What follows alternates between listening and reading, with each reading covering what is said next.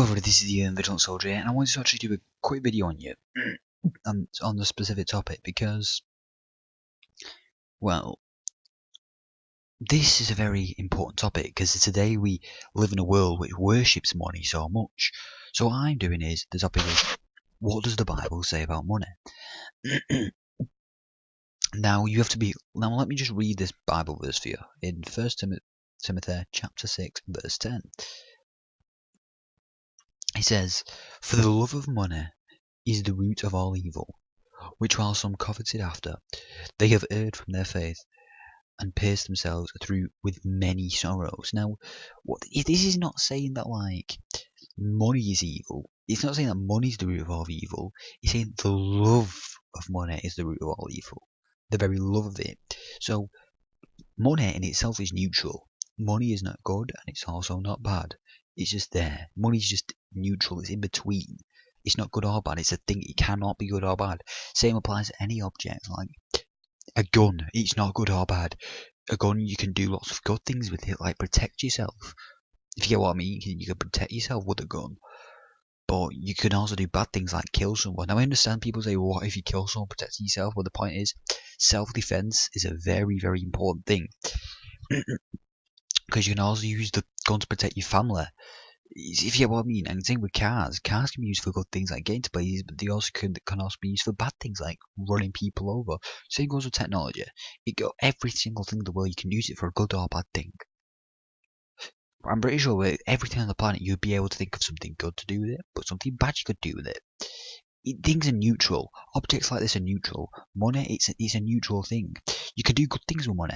Really good things. Like help people out, donate to charities. Legit ones. I would never donate to one of the major, like, big charities because I honestly don't trust them. They're just fundraising events. But I'd donate to a charity which I knew was going to make a difference. That's what I'd do anyway. Because I knew which one would actually trust them. Preferably a Christian charity. I'm not saying charity for Christians. What I mean is like a charity which is organised by Christians, born again ones anyway. Because then I'd be putting my faith in God in a sense. Anyway, so yeah, but then again, you can also do things with money like get food, feed your family.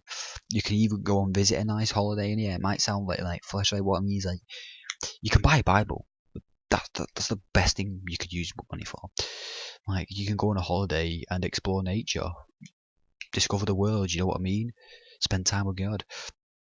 You do plenty of things with money, but you can also do bad things like buying all this materialistic stuff when you have starving children.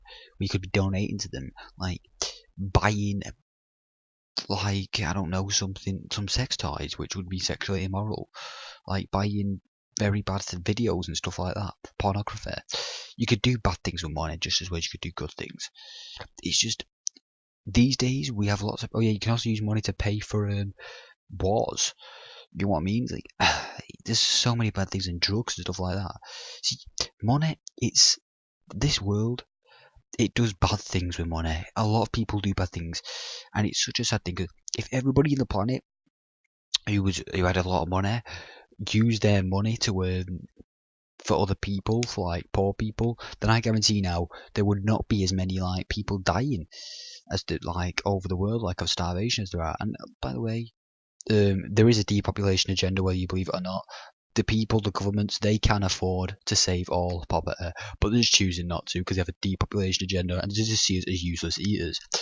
Like, the top richest people in the world could actually fix the poverty crisis with the money. Like, to be honest, if I was that wealthy, if I had like $75 billion or how much Bill Gates has, then I wouldn't be able to live for myself. Like, honestly, I wouldn't. I'd actually donate my money to people who needed it. I actually would. I'd rather do that because, as I'm being honest, money, it can corrupt your mind. It basically says that money can basically drive people away from the faith. That's what it basically says. And it's really sad. It's really sad because people do actually find faith in money. They start living for the money. Because while they're living for God, the thing is, people will start living for the money instead of God. It's really upsetting. I'd also like to point something else out. What people would also while people would also like, while people also use money for bad things, they can also lose their faith in God. It can also be really money. It can also be used for really good things, as I've said. But the thing is, can also grant you wealth at times. But the only time that God will ever grant you wealth is if you don't live for it. That's the only time. If you're not living for it. For example, Job in the Bible. He was a very wealthy man. Very wealthy man. It got taken away from him at one point, and then he got give it back. And then he got it given back to him. But that's the point.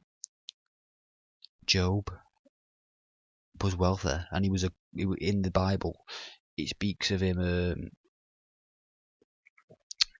as it says like Job was perfect. I mean, he obviously wasn't exactly perfect because, but if you get what I mean, Old Testament. The Job was a man of faith. He had faith. He was a man of God. He was a great man of God. Great man of God. Jesus Christ was the only perfect one, but Job, he was a great man of God. He was no Superman either. He was just a normal. He was just a normal like person like you or me. But I think the difference is he probably donated a lot more of his time to God than we do, and we'll admit that for the past few days I've been living rather than fleshly. After doing that, I find myself to fall into that trap sometimes, but we all do. I'm not saying it's good at all. I have asked God for forgiveness, and He has forgiven me. I hope anyway. So yeah, we're all good, and I'm going to start living in spirit now. But yeah, Job had wealth. So clearly, godly men can have wealth. And there are other examples in the Bible of godly men with wealth. But the point is, like King David, wealthy. Anyway, so yeah, there are plenty of people in the Bible who were godly and wealthy. The difference is, if you're trying to get wealth, you're not going to get it. If you're purposely trying to get money, you're not going to get it. That's the way it goes. And it also depends on the stuff you do with it. God knows what you do with wealth. He's only going to give you wealth if you don't want it. Like, if you're not living for that. You have to be living for God and putting God first. Money, it can be a good thing for you. It can help you with your life. You can use it to help other people. If God knows that you're going to use that money for good things, for righteous things, and He'll give it to you. Just trust me, He can do that. He can reward people with that. But the thing is, He's not going to if you're going to use it for evil deeds. Because money in itself is not evil. It's the love of money which is the root of all evil. And I believe you can see that today. Just look at the corruption. Money is the thing which is empowering Satan. I'm being honest with you now. Money empowers Satan so much. If you want loads of money, make Satan your god because he'll give it to you. I'm not even joking because he's the god of this world right now. Only for a temporary time. And people, they're putting funding his operations. Rothschild Empire, David Rockefeller, you know what I mean? You know what? Have your fun for now. You're all making evil decisions with this money. But you will face God on Judgment Day. All the elite. You will all face Him on Judgment Day. And I feel sorry for you. We all need Jesus, but you are really going to need Him. Your damnation is going to be that much greater than the average person's. You better find Christ. That's all I'm saying. You better find Christ, because your damnation is going to be so much greater than so many other people's.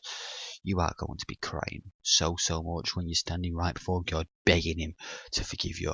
And you know what He's going to say? He's going to say, "Depart from me." And then you're going to be cast into the lake of fire, and you're to experience God's righteous judgment, and then you will be destroyed in the lake of fire. But trust me, it's not going to be no party. It's going to be painful.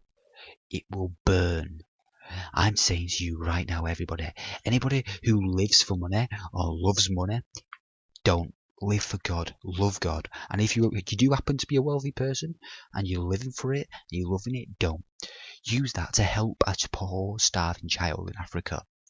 Use that to help fund something for cancer or for any other illness that would help. Well, they already have the cure for cancer, but I mean one of those like smaller charities who actually do not know the cure for it. Use that money to donate to like better for diseases, various diseases around the world, for people for living in poverty instead of your own means. This is Fidget Soldier. I'm going to sign up for now.